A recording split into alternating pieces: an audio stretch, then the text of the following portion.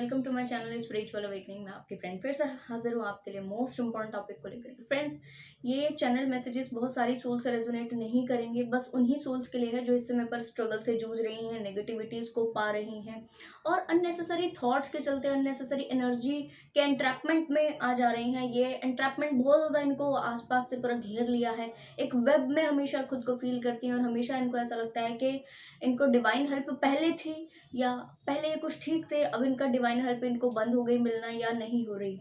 तो डियर देखो, ऐसा है कि ऐसा नहीं होता। या तो डिवाइन है ना किसी के साथ में नहीं इस तरह कनेक्ट करते, या डिवाइन के टच में आने के लिए व्यक्ति को बहुत मेहनत करनी पड़ती है, लंबा मेहनत करनी पड़ती है उसको, ठीक है। पर अगर डिवाइन एनर्जी किसी के कनेक्शन में आ जाए और अच्छे हम्बल कनेक्शन बन जाए वो व्यक्ति के, जो कि 3D में यहाँ पे रह रहा है, ठीक है, प्लैनेट अर्थ पर, तो डिवाइन उसको फिर छोड़ते नहीं है। श्रीमद् भगवत गीता में साफ शब्दों में लिखा है कि भगवान श्री कृष्ण फरमा रहे हैं कि ऐसे ही कोई नहीं पा सकता व्यक्ति मुझे, कोई शरीर है, ठीक है, तो वो मुझे ऐसे ही नहीं पा सकता। एक बार उसने अपने एफर्ट्स से, अपनी कनेक्टिविटी से, लव, श्रद्धा, इस सब से मुझे पा लिया या मेरे साथ अच्छा कनेक्शन बिल्डअप कर लिया, तो उसके बाद मैं उसको नहीं छोड़ता हूँ। वो मुझे छोड़ दे पर मैं उसको नहीं छोड़ता हूँ। बहुत प्यारे शब्द हैं, ठीक है। तो डियर देखो, अगर आपको ऐसा लग रहा है कि डिवाइन हेल्प मिलना आपको बंद हो गई है या डिवाइन हेल्प अभी आपको कम मिल रही है, तो मान कर चलिए कि ये इस समय इसलिए हो रहा है क्योंकि अननेसेसरी थॉट्स से, जो कि थॉट्स के जमावड़े हो रहे हैं ना, इससे आपकी इंट्यूशन ब्लॉक हो रही है।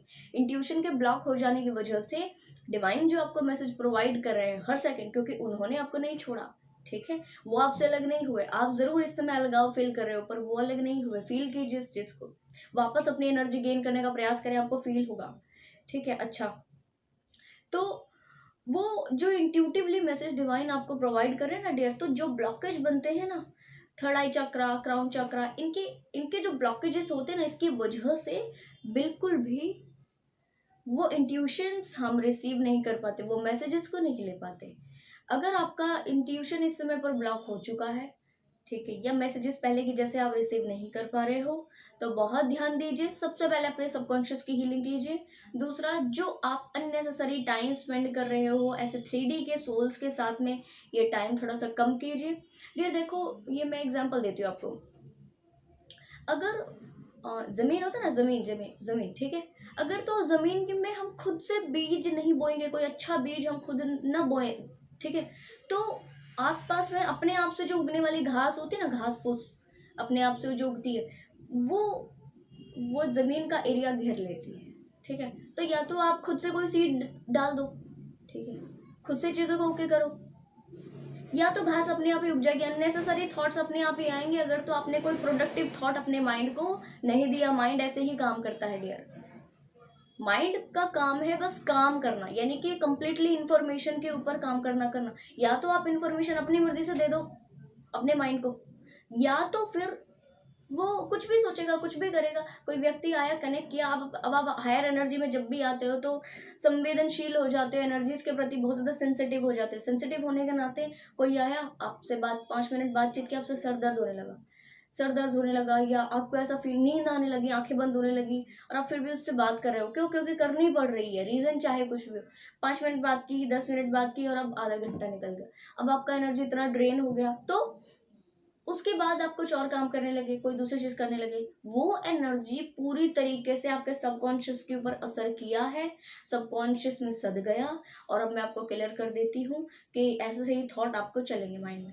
अब क्या होगा, जब आप ऐसे व्यक्ति से किसी से भी कनेक्ट करो, मेडिटेशन करो, उसके कुछ टाइम बाद तुरंत कोई दूसरे काम नहीं करने लग जाना, अपने आप को टाइम दीजिए डियर। ये एक वो प्रोसेस होता है जहां पर सोल ड्रेन होती है, कंटिन्यूस इनर वर्क करती है, कंटिन्यूस ड्रेन हो रही होती है, फिर कंटिन्यूस इनर वर्क करी, फिर कंटिन्यूस ड्रेन हो रही होती है। नो, आप इनर वर्क करें ज्यादा, 3D में एनर्जी लगाएं कम। इससे होगा क्या कि आपके अपने लिए भी एनर्जी बचेगी और प्रोडक्टिव चीजों के लिए भी एनर्जी बचेगी। जब आप एकाएक वर्क कर रहे हो तो आपका एनर्जी लूज हो रहा है, इस वजह से 3D की एनर्जी आपको ज्यादा इफेक्ट कर रही है। नेगेटिविटी में कंटिन्यूस फंसे हुए हो, इनडिसीजन की स्थिति बनी है, समझ नहीं आ रहा क्या करना है क्या नहीं करना है। इनके साथ कोई चीज़ होके करनी है, इनके साथ कोई चीज़ होके करनी है, ऐसे करना है, वैसे करना है, ये काम करना है या वो काम करना है, पूरी तरीके से कन्फ्यूजन्स बनी है। क्यों बनी है?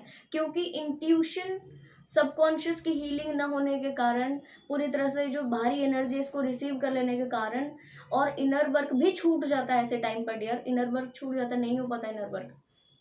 फील कीजिए, जो व्यक्ति नेगेटिव एनर्जी में होता है, हैवी बर्डन में हो जाए, वो होता है ना, वो हैवी बर्डन में जो व्यक्ति होता है वो मंदिर तक नहीं जा पाता है, वो किसी पाक चीज से नहीं जुड़ पाता है, गंगा में पूरी तरह सिर के सहित डुबकी नहीं लगा पाता है वो। मैंने यहाँ गंगा जी में आए दिन इस तरीके की चीजें देखती हूँ जब भी जाती हूँ वहाँ पर।